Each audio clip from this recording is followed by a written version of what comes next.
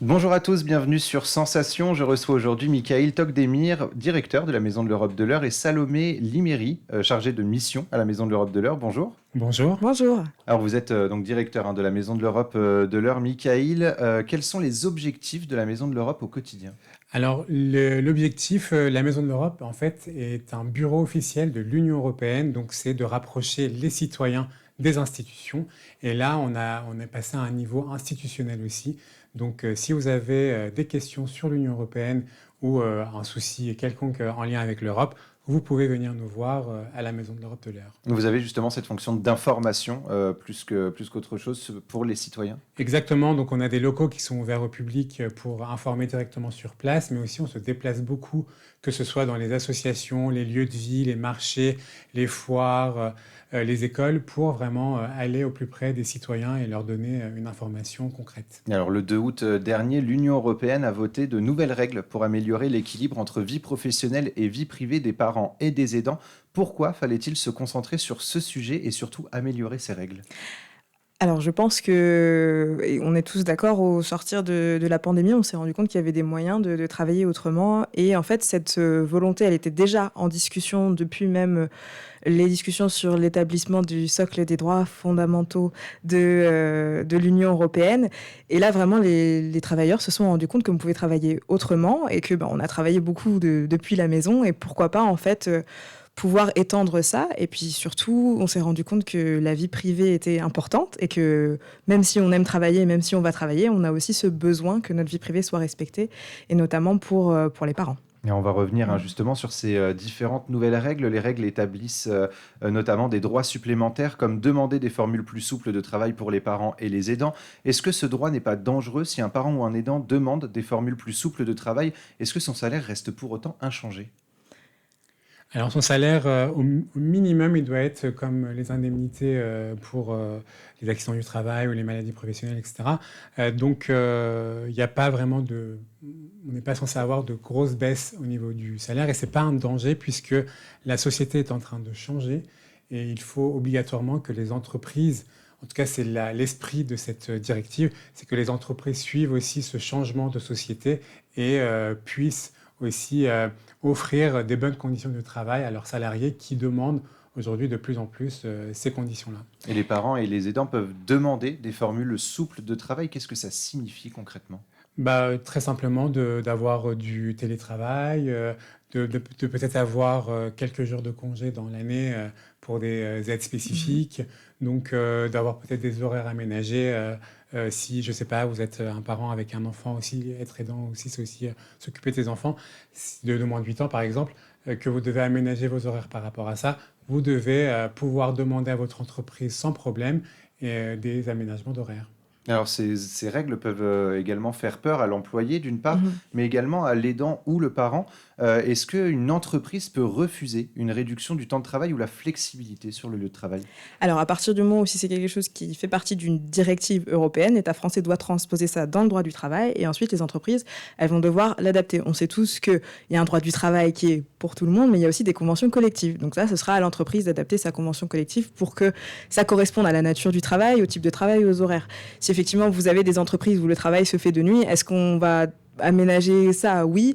Comment, quels horaires, etc. pour pas que ça nuise aussi à l'activité de l'entreprise en général. Donc, il y a une discussion qui doit se faire de toute façon entre l'entreprise et l'employé De toute façon, lorsque les conventions collectives changent, il y a toujours des discussions entre les entreprises déjà pour qu'on soit tous d'accord et que ça corresponde bien. Et puis ensuite, il y a aussi des accords entre le salarié et son employeur pour que ça corresponde au mieux à ses besoins. En ce qui concerne les parents, les hommes comme les femmes peuvent demander justement une formule plus souple de travail? Évidemment, c'est fait de toute façon pour que les femmes puissent avoir le même accès au monde du travail que les hommes, puisqu'elles ont plus de responsabilités à la maison, si on peut dire comme ça. Et donc, le but, c'est que à l'embauche, par exemple, que l'employeur ne se dise pas, ah, je vais peut-être embaucher une femme, mais si elle tombe enceinte, et qu'est-ce qui va se passer? Elle va devoir s'occuper des enfants, elle va devoir prendre des congés maternité, etc. Et bien là, on essaie de mettre sur un pied d'égalité les hommes comme les femmes.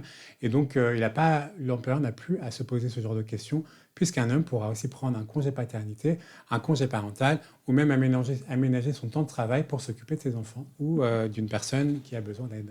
Et l'objectif est d'aider, l'objectif principal est d'aider les parents et les aidants à trouver un équilibre entre leur vie professionnelle et leur vie privée. Quelles sont les grandes ambitions de ces nouvelles règles en vigueur au sein de l'Union européenne? Vous avez parlé justement des hommes comme des femmes, donc il y a un même pied d'égalité déjà qui doit se faire entre les hommes et les femmes.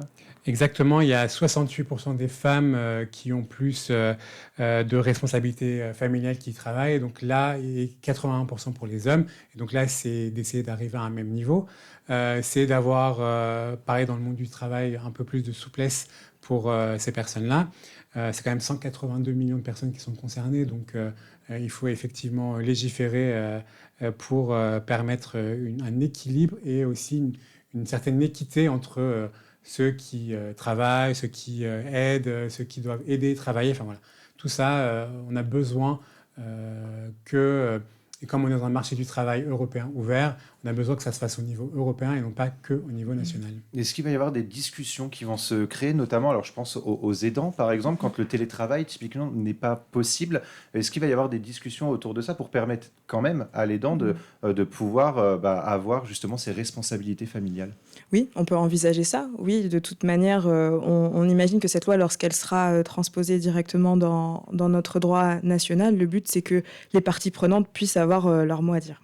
Et selon les chiffres, vous l'avez dit, publiés par l'Union européenne, 68% des femmes ayant des responsabilités familiales travaillent contre 81% pour les hommes ayant les mêmes responsabilités. Comment expliquer que les femmes soient une nouvelle fois moins bien loties que les hommes?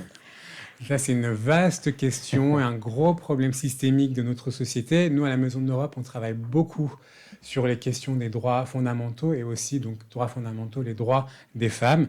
Et on se rend compte qu'en France ou ailleurs en Europe, on a vraiment encore des choses à faire et à mettre en place, notamment sur l'égalité salariale, sur l'aménagement du temps de travail, etc., sur les différents types de métiers, sur les violences, etc. Enfin, tout un tas de choses à faire où on se rend compte que les femmes sont toujours beaucoup moins mieux loties, beaucoup moins bien loties que les hommes. Ça continue. Si on devait, par exemple, attendre encore aujourd'hui ce niveau pour avoir le même salaire que les hommes, les femmes, elles devraient encore atteindre 100, 150 ans. C'est pas possible, donc il faut obligatoirement agir avec des directives, puisque il n'y a pas d'autre moyen pour qu'on ait une harmonisation au niveau européen. Et alors même sans enfants, il est parfois inévitable d'avoir des obligations familiales, je pense du coup aux aidants.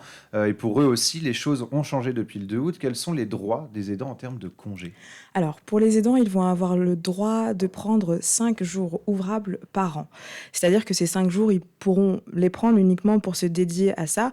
Mais il y aura aussi cette possibilité de demander des horaires aménagés pour faire en sorte que si on a besoin d'être au plus proche, imaginons en soirée, pour aider son proche qui a besoin, eh bien, ce sera possible. Donc, vraiment, le but, c'est d'ailleurs une première étape. Qui sait, peut-être que l'Union européenne ira encore plus loin dans ça, et on l'espère, pour que vraiment les personnes puissent être au mieux dans leur travail et aussi dans leur rôle d'aidant. Alors en soi, ces nouvelles règles sont géniales, on va pas se mentir. Ça peut aider à vivre plus sereinement sa vie de famille ou de se concentrer sur une personne aidée lorsqu'on est aidant.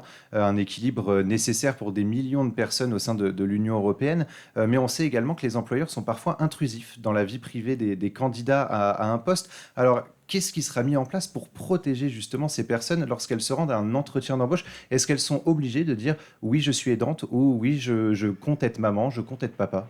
Non, lorsque vous faites un entretien d'embauche, de toute façon, il y a une liste de ce que l'employeur a le droit de vous demander et une liste de ce qu'il n'a pas le droit de vous demander. Donc les choses qui relèvent de la vie privée ne les regardent pas. Et donc là, non. De toute façon, c'est déjà régi en ce moment dans le Code du travail. Vous avez une liste qui est même présente sur le site internet. Je n'ai pas la liste exhaustive, mais il y a des choses qui ne sont pas possibles de demander. Et d'ailleurs, vous avez même des choses, des outils qui sont faits spécialement pour les femmes, avec se préparer à un entretien d'embauche. Qu'est-ce que l'employeur a le droit de vous demander, n'a pas le droit de vous demander, notamment les questions sur la religion, les questions sur votre orientation sexuelle, les questions sur avez-vous des enfants. Bon, de toute façon, voilà, c'est une question qui peut se poser. Mais alors, sur le désir d'enfant et sur la chose, que ce soit un homme ou une femme, là-dessus, donc tout ce qui est de la vie privée ne regarde de toute façon pas le futur employeur. Merci beaucoup, Michaël Tokdemir, d'avoir été avec nous sur Sensation et Salomé, alors j'ai plus le nom de famille. Liméry, merci beaucoup. Merci. On peut retrouver plus d'informations sur le site maisondeleurope27.com et pour revoir ou réécouter cette émission, rendez-vous sur notre site et notre application Radio Sensation.